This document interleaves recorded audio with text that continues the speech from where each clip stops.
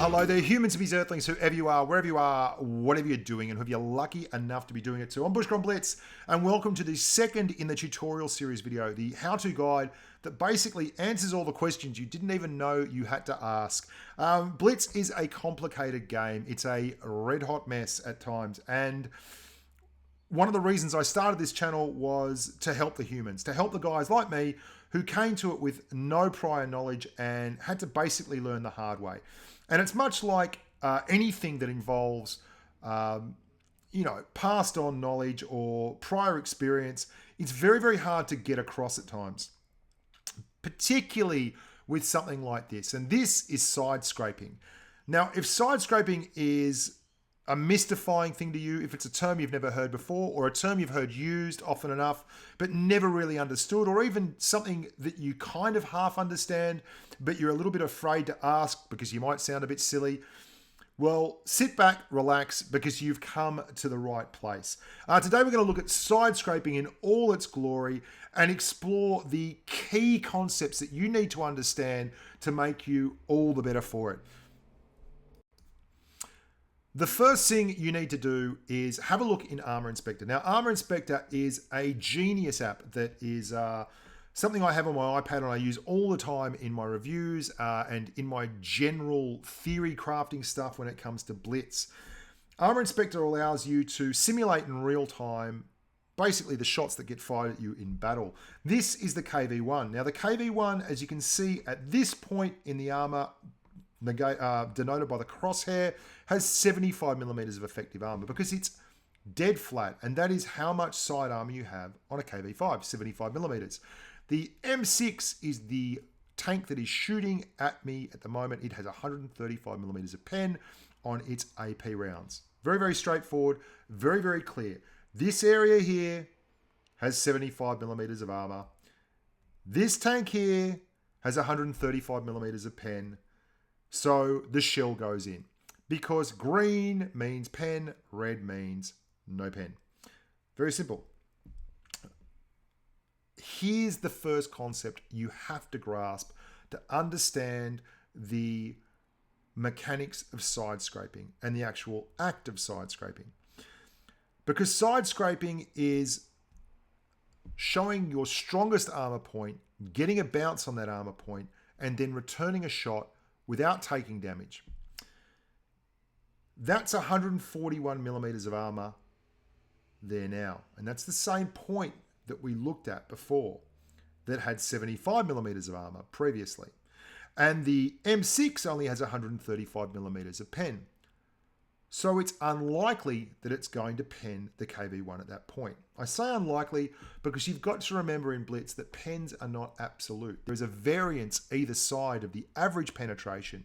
There are highs and lows, just like you can roll a high damage roll or a low damage roll. But for the purposes of this exercise, that's not important. Just be aware that it is an actual fact. Why is that armor so much higher? Well, it's because it's effective armor. Let's say that this is that side armor plate on the KV-1. And the distance between there and there is the 75 millimeters of armor. It makes perfect sense. You fire a shell at that side armor plate. If it has more than 75 millimeters of potential penetration value, it can go through and it can explode. And yeah, you get to penetrate the tank. But what about if you're firing at an angle like we are here? Say an angle of 16, 20 degrees, something like that. And the shell actually travels from this point over here all the way across to this point here. That is a lot further than 75 millimeters. It is, in fact, you guessed it, 141 millimeters. And that is why we angle the tank up, because when you angle the tank up, you increase the armor thickness or the effective armor of the tank. Those are the two concepts that I'm looking to get across here. Angling your tank increases your effective armor. But like any concept, there are nuances. You can see here I'm in the Cent 7-1 and I'm up against an E75.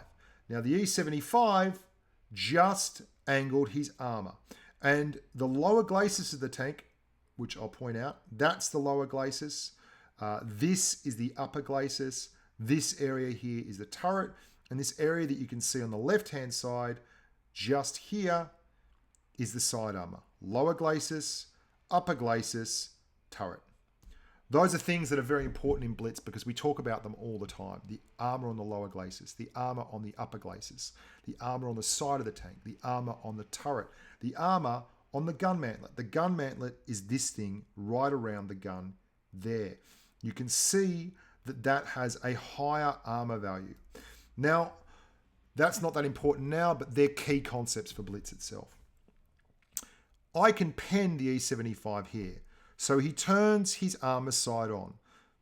And then that area on the lower glacis, remember we talked about it, rather than now traveling straight through, I'm traveling through that lower glacis at an angle. And because I'm traveling through it at an angle, it's a thicker piece of armor, it's got a higher effective armor, and I bounce. But in so doing, in that angling, he has now exposed a very, very flat, weak point in his armor. He's lowered the effective armor on the side of his tank, and I pen. So he angles back up. He makes that a tougher, harder, more difficult angle to pen, and I bounce. In fact, I ricochet there because it's an angle that's greater than 70 degrees, which is another part of the Blitz mechanics. But that leaves that lower glacis. Difficult. The lower glacis is now visible. I can pen the lower glacis. If only there was some way that I could just show the strong point of my armor, bounce the shot, and then put a shot into the opponent's tank without taking damage. Wow. Imagine if that existed. Well, it does, and it's called side scraping. And I'm going to show you exactly what it is right now. There's that E75. Same tank here. If we pause that there, you're going to see the silhouette of the tank is visible. Now the silhouette shows us that that weak point is hidden. I can't see the lower glacis anymore. All I can see is this side armor, and the side armor is very strong. And when I shoot it, I bounce. Guess what the E75 is going to do while I'm on my 8-second reload? He's going to waltz out and pump me and then drive back into the wall and be, again, completely impervious to incoming fire. I cannot see any tank to the right of that blue line. All I can see is the strong armor on the sides of the tank angled up correctly to create an exceptionally high, very, very unlikely pen area. High armor, very, very unlikely pen area. That's side scraping in a nutshell. Now you can do this anywhere. You can do this anywhere that you can find an object that will hide the weak point of your armor. It doesn't even have to hide the whole of the tank. It just has to hide the areas that your opponent can pen. And the better you get at the game, and the more you know about the game, and the more you understand the different armor profiles of different tanks and the different qualities of the guns on different tanks, the more you will be able to take that information, apply it to your gameplay, and put yourself in situations where you don't take damage, then deal damage back. That's the whole art of side scraping. Now, before you get too carried away and you start side scraping everything to reckless abandon, you need to understand that Blitz is a very, very finely tuned game, and the statistics of the tanks greatly influence how they'll be most effective. For instance, I did a hull down video the other day. You should watch that if you're starting out. And it shows how tanks with strong turrets and good gun depression, like most of the American tanks, can do very, very well hull down. But it just so happens that most of the American tanks have very poor side and rear armor, like the T-28 prototype here, which has 50mm of side armor, which makes it a very, very mediocre side scraper at best. Then you have tanks like the KV-4. This Russian monster is capable of producing over-angled 400mm side armor profiles very, very easily. And it is an excellent side scraper. And the difference between the two tanks is not apparent when you start playing the game. And that's one of the reasons why I made a YouTube channel with over 600 tank videos to help guide you through the individual vehicles and what their strengths are. So although this is a video on the basics of side scraping, to absolutely get to the finer points and the nuance of the art itself, you're going to have to learn some more stuff. But in a pinch, you can side scrape pretty much any tank defensively, if not offensively. And while that is a lot to take on at an early age, hopefully you're going to start building on this knowledge right from the get-go. Now, I'll show you this again, and it might now make sense. This whole sequence you can see here with me and King of Disaster, the young man from Grump. And he's in the Panzer 5 and 4, and I'm in the KV-1. And we are simply side scraping at each other and taking turns, bouncing shots off each other on the side of the building. And that's because we're obviously illustrating the concept. We're not doing this because we don't know how to play. You can see the very, very, very flat angles that both tanks are pulling out on. The way they're creating hugely difficult to pen amounts of armor for both tanks, and then hiding that lower glacis behind the building in front of it. And we're taking turns not penning each other at a professional basis, at a professional level. And looking at it from behind, you can see even more clearly. The KV-1 is driving straight back in, and when the Panzer 5 and 4 pulls out, he's no longer available for pen. The angle is hiding. Now let me just show you this again. You have the wall here in front of the tank. You have the line of the gun here, and then you have the line of the tank.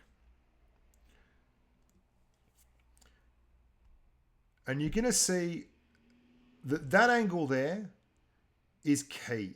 If you can angle your tank up at somewhere between 16 and 25 degrees, you can absolutely just move your tank backward and forward on that line and maintain a very, very strong armor profile. Those numbers are important, and numbers are important in all walks of life, but never more so than in Blitz. It will allow you to do all kinds of crazy cool things. And I'm going to show you now a bit of gameplay in the Mouse. And the Mouse is a huge big tank with massive amounts of armor. And I'm going to stop-start this a bit, and that's important, but for all intents and purposes, this is showing you good angles and bad angles. Look at the angle on that VK4502B. He has come out there and he has exposed his whole side of his tank to incoming fire from these guys over there. That incoming fire has wrecked him. It has absolutely wrecked him. And he is going to lose most of his hit points and be very, very ineffective from here on in the game because he was impatient and he rushed out and put himself in a poor position. You are going to see me as a more experienced player in the Mouse, or just in this instance, less patient, more patient player. I am going to get my mouse up against this wall here.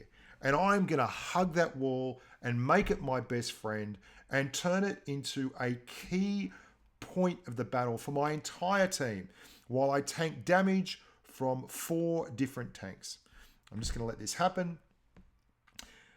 And because they can't see my mouse and they can't get shots in, they are going to push up and indeed expose themselves to incoming fire.